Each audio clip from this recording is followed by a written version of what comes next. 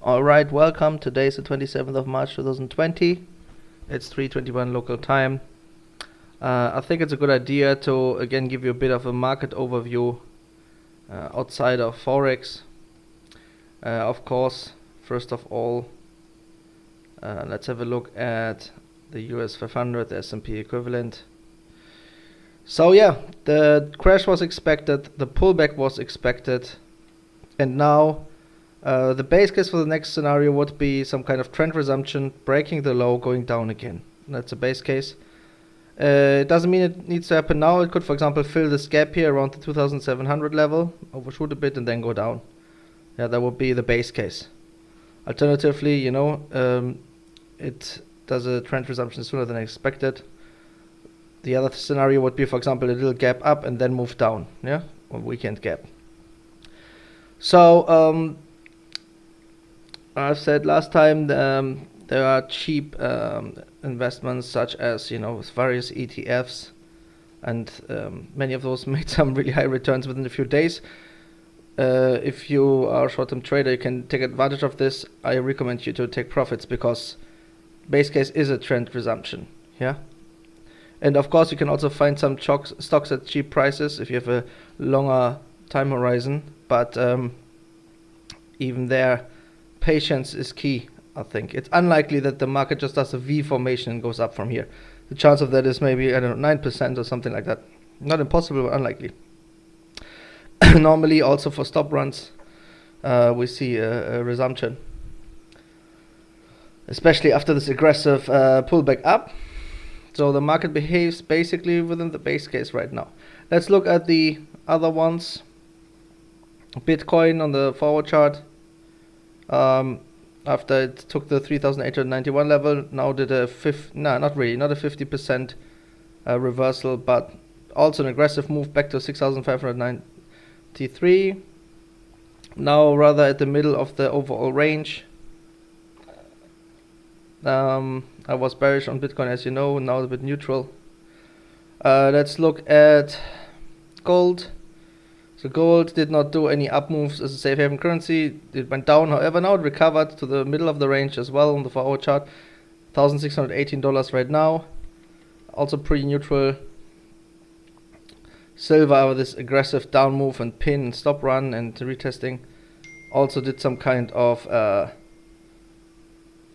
30% reversal. Oil 22.67, extremely low price. I've said last time the Saudi-Russian oil price war, price manipulation, it's on. We have a gap here at the 40 level, but as you can see at the moment there's no big momentum in the market. On a historical basis it is kind of cheap, of course, but it's very risky to do something there, so I don't recommend to do any trades. Let's also look at cable. After this crazy 1,700 pip down move, it did some kind of 50% reversal around over 800 pips. Let's also take a closer look. So you see 1, 2, 3 retesting the low, boom, going up. Then when you go to the lower time frame, you see some house cleaning, in both directions to take out people with tight stops, boom, boom, and then just broke to the upside. Recovering from the exaggerated down move, and on a causality basis, this was also expected. I traded a lot in there as well. We had short-term stops. As you can see from the threads, there were short-term stops which they took out. So basically we are overall in some kind of pullback phase, and now the base case would be for the equities, some kind of trend resumption. This could happen within just a few days. It can be quick. It can happen with news and so on.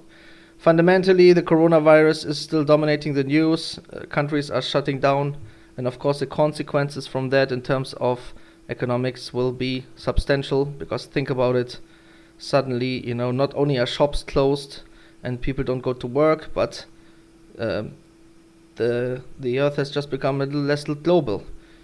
People are not flying as much around, people are not moving as much around, goods are not moving as much around, Of course, the governments try like aggressive rescue packages. The central banks agreed to do that, which has never been done before. But normally, you know, it's not that the market just turns on the basis of that. Often it stays pretty unimpressed, and then maybe later on, at some point, the market finds a bottom and some support. But these things tend to be rather slow. These are very, very intense times, historical times, and in terms of the crisis, we are probably just at the beginning. So there will be big moves, and of course, there will also be opportunities for the traders who had the patience to wait for these kind of time periods and who will be able to do some cheap investments along the way.